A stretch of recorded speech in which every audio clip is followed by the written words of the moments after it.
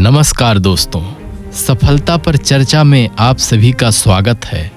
आज हम बात करेंगे एक ऐसी कहानी की, असंभव को संभव तक का सफर तय किया जा सकता है। ये कहानी है एक छोटे से गांव के एक लड़के की, जिसके लिए किताबें, पढ़ाई और भविष्य सब धुंधले सपने जैसे थे। ये कहानी है उसकी जिसने हार मान ली थी, लेकिन फिर किसी ने उसके हाथ में उम्मीद की मशाल थमाई। राजेश नाम था उसका। पढ़ाई में उसका मन बिल्कुल नहीं लगता था। अक्षर उसे दुश्मन जैसे लगते और गणित तो जैसे किसी और दुनिया की भाषा थी। हर टेस्ट में नंबर कम आते थे और हर बार उसके आत्मविश्वास का एक और टुकड़ा टूट जाता। उसके दोस्त खेल रहे होते, बातें कर रहे होते, लेकिन राजेश बस सिर झुकाए चलता रहता। उसे लगता था मुझसे नहीं होगा, मैं पढ़ नहीं पाऊंगा। ये विचार उसके मन में घर कर गया था। एक दिन उसने अपने माता पिता से कह ही दिया, मैं अब और नहीं पढ़ूंगा, मुझसे पढ़ाई नहीं होती, मैं कोई काम देख लेता हूँ। माता पिता दुखी हुए, लेकिन राजेश की हताशी देखकर वो भी कुछ कह नहीं पाए। राजेश ने छोटे मोटे काम की तलाश शुरू कर दी, कभी किसी दुकान पर, कभी किसी खेत में, लेकिन हर जगह उसे यही जवाब मिलता, अभी छोटे हो बेटा, बड़े हो जाओ तब देखेंगे। उसकी निराशा और बढ़ती जा रही थी। तभी एक दिन उसके बड़े भाई सुरेश का पत्र आया। सुरेश शहर में रहता था, मजदूरी करता था और घर खर्च के लिए पैसे भेजता था। उसने खुद गरीबी की वजह से पढ़ाई छोड़ दी थी। सुरेश फोन पर, राजेश सुना है तूने पढ़ाई छोड़ दी, ये क्या बात हुई?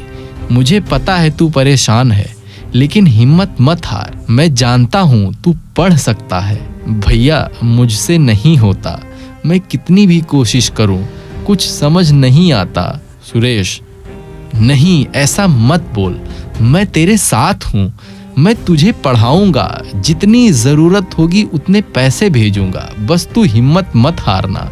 मेरा सपना था पढ़ने का, जो मैं पूरा नहीं कर पाया। मैं चाहता हूँ तू मेरा सपना पूरा करे और अपना भी। सुरेश के ये शब्द राजेश के लिए संजीवनी बूटी थे।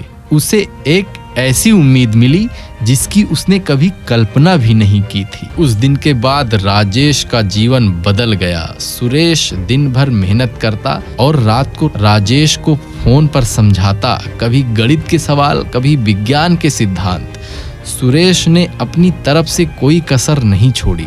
धीरे धीरे राजेश की पढ़ाई में रुचि बढ़ने लगी।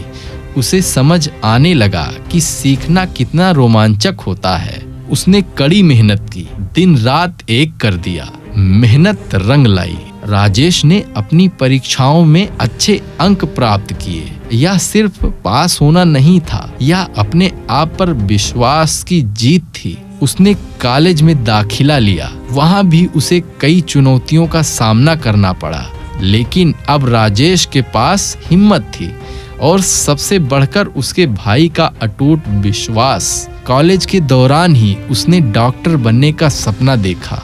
यह एक बड़ा सपना था, लेकिन अब राजेश को असंभव कुछ भी नहीं लगता था। उसने दिन रात एक कर दिया, कोचिंग ली, घंटों लाइब्रेरी में बिताए, हर रोज एक नई चुनौती। शरीर विज्ञान और दवाओं के रहस्यों को समझने की कोशिश करता रहा। आखिरकार वो दिन आया जब उसने मेडिकल प्रवेश की परीक्षा पास की और डॉक्टर बनने की पढ़ाई शुरू की। कड़ी मेहनत और समर्पण के साथ उसने अपनी पढ़ाई पूरी की। इंटर्नशिप के दौरान मरीजों की सेवा करना सीखा और वो पल आया जिसने उनकी जिंदगी बदल दी। मेडिकल की अंतिम परीक्षा का परिणाम घोषित हुआ। राजेश अब एक योग्य डॉक्टर था। गांव में खुशी की लहर दौड़ गई। जो लड़का कभी पढ़ाई से भागता था, वही आज पूरे गांव का गौरव बन गया था। सुरेश की आंखें नम थीं, लेकिन ये आंसू खुशी के थे। उसने अपने भाई के लिए जो सपना देखा था वो पूरा हो गया था। राजेश अब एक डॉक्टर था। उसने अपने पद का उपयोग लोगों की सेवा के लिए किया। उसने अपने गांव में एक छोटा क्लिनिक खोला। जहां उसने गरीब और जरूरतमंद लोगों का निःशुल्क या बहुत कम शुल्क पर इलाज किया। उसने शिक्षा और स्वास्थ्य के महत्व को समझा, क्योंकि उसे पता था स्वस्थ शरीर और शिक्षित मन ही एक बेहतर भविष्य की नींव है। उसने कई बच्चों को प्रेरित किया, उन्हें पढ़ने और अपने स्वास्थ्य का ध्यान रखने के लिए प्रोत्साहित किया। राजेश की कहानी हमें सिखाती है कि कभी कभी हमें बस एक सहारे की जरूरत होती है, एक ऐसे व्यक्ति की जो हम पर तब भी विश्वास करे जब हम खुद पर विश्वास करना छोड़ दें। यह कहानी है हार को जीत में बदलने की और असंभव को संभव बनाने की। तो कभी हार मत मानिए, क्योंकि आपका सपना किसी और के लिए उम्मीद की किरण हो सकता है।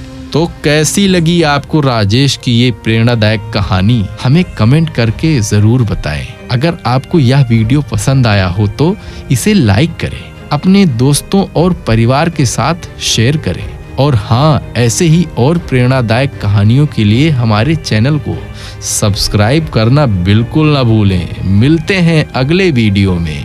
धन्यवाद।